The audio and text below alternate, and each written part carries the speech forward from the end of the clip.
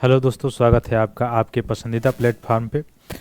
आइए आज हम लोग एक नए आर्टिकल के बारे में जानने का प्रयास करते हैं जो आपके हिस्ट्री से भी जुड़ा हुआ है और आपका मुख्य रूप से जो साइंस एंड टेक है, मुख्य रूप से साइंस से जो डिजीज़ होते हैं या उससे बचाव के जो कारण है, जो बचाव के जो उपाय हैं और उपयोग है, उससे संबंधित जो है आज का आर्टिकल है, उसको हम लोग डिस्कशन करने का प्रयास करेंगे।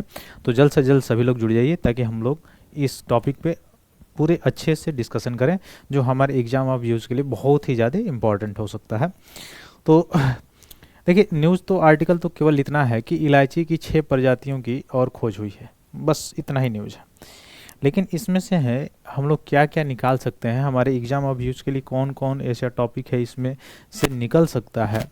तो जियोग्राफिक्स यानी भौगोलिक रूप से भी निकल सकता है, फिर आप देखेंगे तो ऐतिहासिक रूप से भी निकल सकता है, फिर आप देखेंगे तो बीमारियों से रिलेटेड भी निकल सकता है, और फिर आप देखेंगे तो बीमारी के रिलेटेड के बाद अगर आप देखेंगे तो उसके उपाय, उसके बाद से इकोनॉमिक्स से रिलेटेड भी यह टॉपिक जोड़ा जा सकता है।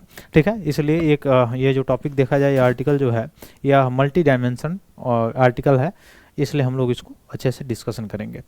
तो क्या किया गया है, न्यूज़ तो बस इतना ही है कि इलायची की 6 प्रजातियों की और खोज हुई है। ठीक है, अब हम लोग जानेंगे इलायची जो है वह मुख्य रूप से क्या है, तो गरम मसाला में आता है। मुख्य रूप से इसको क्या कहा किया जाता है, तो मुख्य रूप से इसे मसालों की रानी, ये वन लाइनर जो एग्जाम्स होते हैं वहाँ पे पूछा जा सकता है। तो मसालों की रानी की संज्ञा किसे दी गई है, इन्हीं को दी गई है, मतलब इलायची को दी गई है। ठीक, अब जो ये इलायची है इसका इतिहास अगर देखेंगे तो मुख्य रूप से यह जियोग्राफिकल रूप से देखा जाए, भारत की अगर बात की जाए तो जियोग्राफिकल रूप से अगर देखा जाए तो होता कहाँ है, तो जो वेस्टर्न घाट है, वेस्टर्न घाट जो है, जो किधर है, साउथ इंडिया की तरफ, साउथ इंडिया के तरफ। तो दक्षिणी भारत में जो वेस्टर्न घाट है, उन्हीं वेस्टर्न घाट के जो स्टेट्स हैं, जो राज्य हैं, उन्हीं राज्यों में क्या होता है, इसका प्रोडक्शन होता है। उन्हीं राज्यों में इसका प्रोडक्शन होता है। अच्छा, इसका प्रोडक्शन क्या किसी फैक्ट्री में होता होगा? नहीं, मैन्युफैक्चर तो होता नहीं है, ये प्रोडक्शन होता है कहाँ पे, तो ये एग्रीकल्चर से है रिलेटेड, यानी यह खेती होती है इसकी। ठीक ना, तो कहाँ पे इसकी खेती होती है, जो भारत के साउथ इंडिया स्टेट हैं जो वेस्टर्न घाट की तरफ, उनमें यह ज़्यादातर पाया जाता है। तो मसालों की रानी कहा जाता है इसको। ठीक, अब थोड़ा सा ऐतिहासिक इसका बैकग्राउंड थोड़ा सा देख लिया जाए, हिस्टोरिकल रूप से अगर देखा जाए तो इसी मसालों के लिए, चूँकि आप थोड़ा सा एक मैप में देखने का प्रयास करेंगे, यह है आपका यूरोप, यह जो क्षेत्र है, यह क्षेत्र कौन सा है, यूरोप का क्षेत्र है। ठीक है, और यूरोप जो है, यूरोप में यह जो धाराएं आती हैं, वह ठंडी धाराओं के आने के कारण, यहाँ से जो ध्रुवीय पवनें चलती हैं, इसके कारण यहाँ पे जो है ठंडा ज़्यादा रहता है। ठीक है, यहाँ पे यूरोप में क्या रहता है, ठंडा ज़्यादा रहता है। अब ठंडा ज़्यादा रहता है तो इन लोगों की आवश्यकता किसकी चीज़ की पड़ती है, तो एक तो गर्म मसालों की, किसकी, गर्म मसालों की आवश्यकता पड़ती है। तो ये गर्म मसालों की आवश्यकता पड़ती है। तो ये व्यापार कहाँ करते थे, कहाँ से, तो जो ये साउथ ईस्ट एशिया है, साउथ ईस्ट एशिया, अब आप बोलेंगे कि साउथ ईस्ट एशिया से ही क्यों करते थे, क्योंकि इसका प्रोडक्शन जो है वो साउथ ईस्ट एशिया में ही होता था। तो यह कहाँ से व्यापार करते थे, भारत से और इंडोनेशिया से। ठीक है, सबसे पहले। अब यहाँ पे तुर्की अगर आप देखेंगे, यहाँ पे ये बीच जो है, बीच की कड़ी है, तो यहाँ पहले ऐसा नहीं कि भारत में पहले व्यापार नहीं होता था, भारत इस मार्ग से व्यापार होता था, भारत का इस मार्ग से सीधे, और इजिप्ट के माध्यम से सीधे यूरोप में जाता था, ये वस्तुएं एक्सपोर्ट इम्पोर्ट होती थी। ठीक है, जब यहाँ पे अधिकार हो गया, यह सब हिस्ट्री में आप पढ़ेंगे, तो यहाँ पे एक्सपोर्टेशन जो है बंद हो गया, फिर इटली का वाला जो कंसर्न रहा, ये सारी चीज़ें।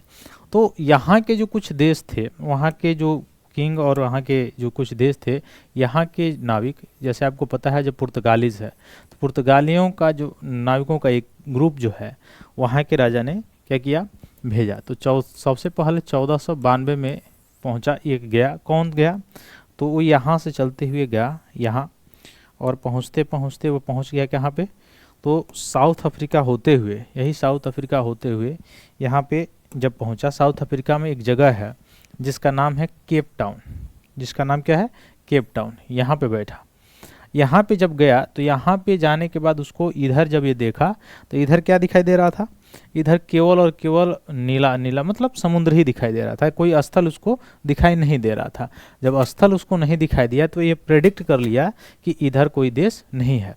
तो किस देश की खोज के लिए चला था, तो ये खोज के लिए चला था इंडिया का, इन भारत का, भारत की खोज के लिए। अब आप बोलेंगे भारत के ही खोज के लिए क्यों चला था, तो उसका खोज के लिए इसलिए चला था क्योंकि पहले से यहाँ से क्या होता था, मसालों का एक्सपोर्ट इम्पोर्ट, मुख्य रूप से मसालों का यहाँ पे निर्यात होता था, यानी आयात करते थे ये सब देश। कहाँ से, भारत से, इंडोनेशिया से मसालों को आयात करते थे। ठीक है, अब क्यों करते थे मैंने बता ही दिया। तो यहाँ पे भारत की खोज के लिए जब आया, उस नाविक का नाम क्या था, कोलंबस। कोलंबस। तो यह खोज करते करते जब यहाँ पे पहुँचा, यहाँ पे केप टाउन पे, तो देखा अरे भाई इधर तो केवल इंडियन ओशन है, केवल ओशन ही ओशन दिखाई दे रहा, कोई स्थल दिखाई नहीं दे रहा। तो यहाँ से वापस लौट गया। अब वापस लौटते हुए कहाँ पे गया ये, वापस लौटते हुए सीधे पहुँच गया, यहाँ से जब वापस पहुँचा तो वापस लौटते हुए सीधे पहुँच गया कहाँ पे, यूएसए। तो किसका खोज क्या कर दिया ये, अमेरिका का खोज कर दिया, यूएसए का खोज कर दिया, किसने, कोलंबस ने। फिर दूसरा नाविक चला यहाँ से, दूसरा जो नाविक चला था वह पुर्तगाली नाविक ही था। जब यहाँ चला तो चलते चलते यह पूरा साउथ अफ्रीका होते होते जब यहाँ पे पहुँचा, जब ये साउथ अफ्रीका में पहुँचा तो यहाँ पे उसको क्या मिला, गुजरात का एक व्यापारी मिला। ठीक है, वहाँ यहाँ पे गुजरात का एक व्यापारी मिला इसको।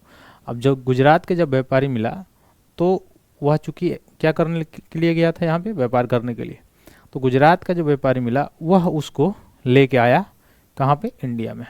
कब लेके आया, 1498, यानी 1498, 1498।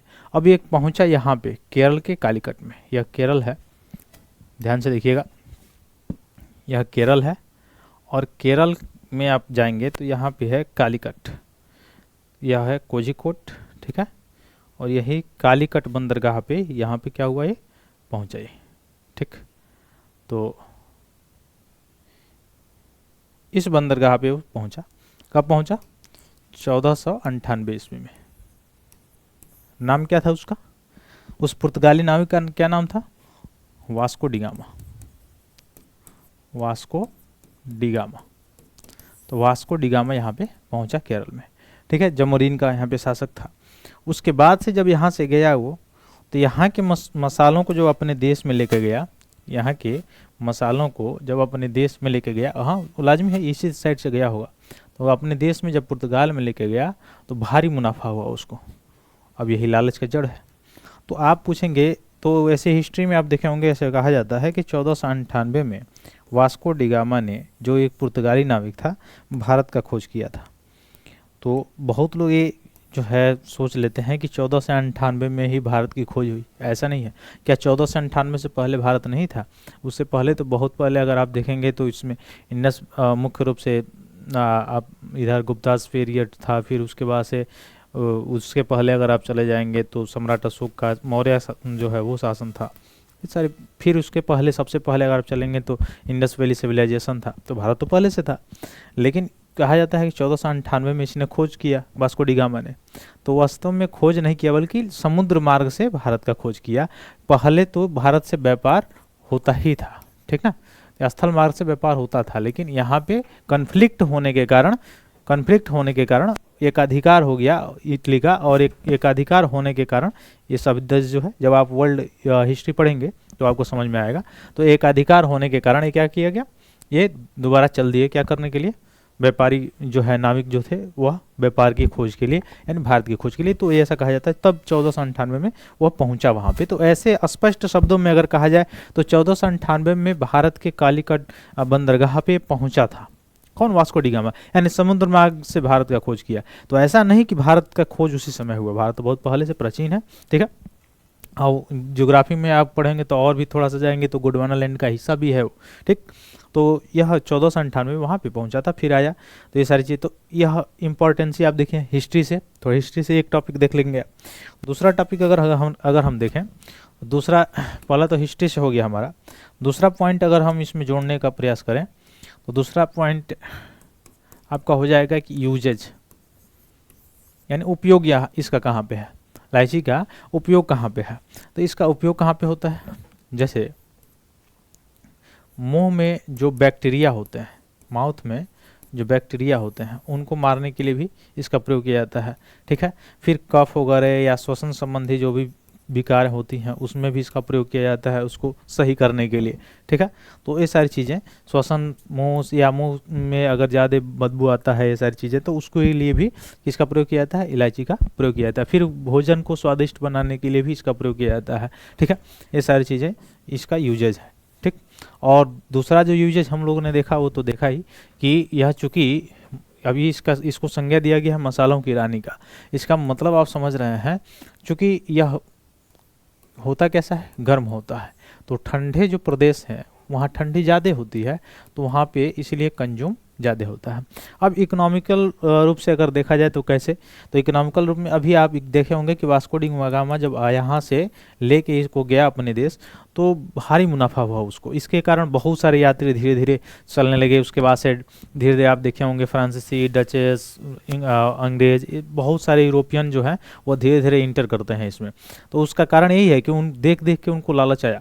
ठीक है, तो कहीं ना कहीं वो पहले, वो अलग चीज़ है कि पुर्तगालियों का एक मनसा अलग से अंदर वो दिखाई दे रहा था क्रिश्चियनिटी का, वो अलग चीज़ है, लेकिन कहीं ना कहीं पहले लालच इसमें भरा हुआ था अर्थ के रूप में। ठीक है, इसलिए आया, तो यहाँ से क्योंकि भारी मुनाफा हो रहा था। ठीक, और मुनाफा क्यों, क्योंकि कंज्यूम ज़्यादा हो रहा था वहाँ पे। क्यों कंज्यूम हो रहा था भाई, क्यों, क्योंकि वहाँ पे ठंडे प्रदेशों में इसकी जो है ज़्यादा ज़रूरत होती है। ठीक, तो और भोजन को पाचन करने में भी ये मदद करता है, पहला चीज़। दूसरा चीज़ कि पेट में दर्द वगैरह हो जाता है तो उसमें भी ये मुख्य रूप से सहायता करता है उसको सही करने में, तो इसलिए इसका यूजेज भी है। ठीक, तो इकोनॉमिकल लेवल पर भी अब उस समय के, अगर इस समय की दृष्टि से देखा जाए तो अगर भारत अगर ट्रेड कर रहा है इसमें तो क्या होगा, अगर भारत में उत्पादन ज़्यादा होगा तो अपना जो कंज्यूम है वह उससे अधिक जब सरप्लस हो जाएगा तो क्या करेगा, वो उसको एक्सपोर्ट कर सकता है। तब एक्सपोर्ट जब करोगे तो क्या होगा, निर्यात बढ़ेगा। ठीक है, तो अगर निर्यात बढ़ने लगे और आयात कम हो जाए तो उस स्थिति को क्या कहा जाता है, उस स्थिति को क्या कहा जाता है, ट्रेड सरप्लस कहा जाता है, उसको ट्रेड सरप्लस कहते हैं। लेकिन वही आयात ज़्यादा हो जाए और निर्यात कम हो जाए तो उसको ट्रेड डेफिसिट कहा जाता है, व्यापार घाटा कहा जाता है। और व्यापार घाटा आता किस में है, या व्यापार सरप्लस भी होता है तो आता किस में है। देखिए बजट में आप लोगों ने दो अकाउंट पढ़ा होगा, एक करेंट अकाउंट होता है और एक क्या होता है, हाँ, एक चालू खाता होता है और कैपिटल अकाउंट होता है, एक मुंजी खाता होता है।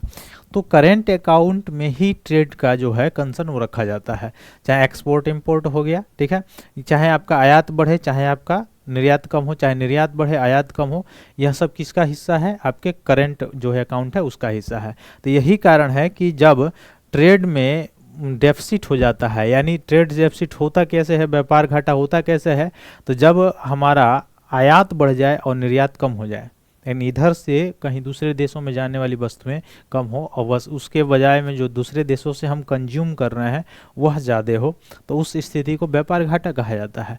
लेकिन निर्यात अगर बढ़ जाए और आयात कम हो तो क्या होगा, वह सरप्लस की स्थिति उसको कहा जाता है। तो जब यह घाटा होता है, व्यापार घाटा होता है, तो होता क्या है, तो चालू खाता घाटा भी होता है, और व्यापार जब सरप्लस होता है तो चालू खाता सरप्लस भी होता है। ठीक है, ये सारी चीज़ें होती हैं। अब आप बोलेंगे निर्यात बढ़ेगा क्या, तो उसके तो कई फैक्टर हैं, मैन्युफैक्चरिंग भी उसका एक फैक्टर है। एमएसएमई को भी शायद उसी लिए ही बढ़ाया जा रहा है, क्योंकि रोजगार बढ़ेगा और निर्यात प्रोडक्शन बढ़ेगा तभी निर्यात बढ़ेगा। अब एक तरह की मुद्रास्फीति की कंसर्न जो है अल्प विकसित देशों में ज़्यादा बना रहता है। उसका कारण क्या है, तो उसका कारण मेनली तो यही है कि वहाँ पे जो सिस्टमेटिक जो प्रोडक्शन है वो नहीं हो पा रहा है, या मैन्युफैक्चरिंग करने की जो मशीनरी है वह उतना जो है सिस्टम है वो उपलब्ध नहीं है। ठीक है, तो वो सारी चीज़ें हैं, तो यहाँ से भी आप क्या कर सकते हैं, कनेक्ट कर सकते हैं। आगे चलिए हम लोग अब इसके बारे में थोड़ा सा देख लें कि तो 6 नई प्रजातियों की पहचान किया गया है। ठीक है, तो कार्डामोमम जिसे हरी इलायची के नाम से जाना जाता है उसी के करीबी यह नई इलायची है, इसका खोजा गया है। और किस परिवार से रिलेटेड है इलायची, तो याद रखिएगा जिंजीबेरेसी फैमिली से संबंधित है। और मसालों की रानी ये मैंने बताया ही पहले।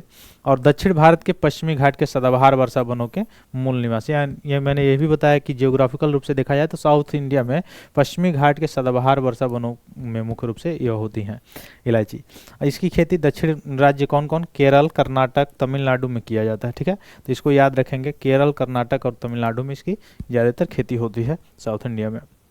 मिट्टी कौन सी इसको चाहिए, इसको उगने के लिए, इसको डेवलप्ड होने के लिए, तो इसको मिट्टी चाहिए दोमट मिट्टी चाहिए और अम्लीय प्रकृति की होनी चाहिए, जिसका पीएच 5.0 से 6.5 के आसपास हो। ठीक है, तो मिट्टी चाहिए कौन सा, दोमट, और प्रकृति कैसा होना चाहिए उस मिट्टी का, अम्लीय प्रकृति का होना चाहिए। फसल लगभग 600 से 1500 मीटर की ऊंचाई पर उगाई जाती है पहाड़ी क्षेत्रों पे। ठीक है, जहाँ पे टेम्परेचर लगभग 10 से 35 डिग्री सेल्सियस के आसपास होना चाहिए और वर्षा 1500 से 4000 मिलीमीटर के आसपास होना चाहिए। ठीक है, ये सारी कंडीशन है, तब इलायची की जो है उपज हो सकती है।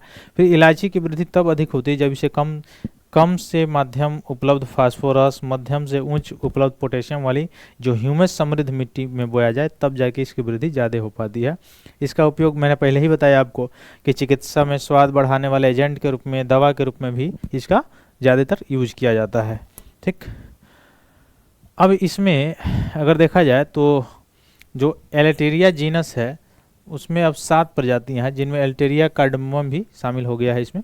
तो ये बस इतना मोटा मोटा आपको याद रखना है कि 6 नई और प्रजातियां मतलब खोजी गई हैं। ठीक, तो केरल के इडुक्की जिले में पेरियार टाइगर रिजर्व से, और दूसरी का वर्णन तिरुवनंतपुरम जिले के मुन्नार अगस्ता-मलाई पहाड़ी से किया गया है। तो इस लाइन को थोड़ा सा आप याद रखेंगे कि जो 2 नई प्रजातियां हैं उनको कहाँ कहाँ से कनेक्टेड किया गया है।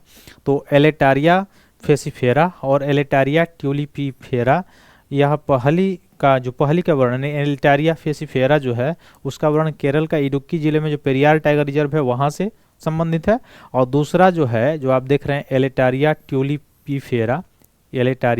ट्यूलिपीफेरा, इसका संबंध कहाँ से है, तो तिरुवनंतपुरम जिले के मुन्नार अगस्ता मलाई जो आपका टाइगर रिजर्व या पहाड़ियाँ हैं वहाँ से रिलेटेड है। ठीक है, तो ये सारी चीज़ें आपको, ये सभी जानकारी कैसे लगी, अगर अच्छी लगी तो ज़्यादा से ज़्यादा लाइक कीजिए, सब्सक्राइब कीजिए और शेयर कीजिए।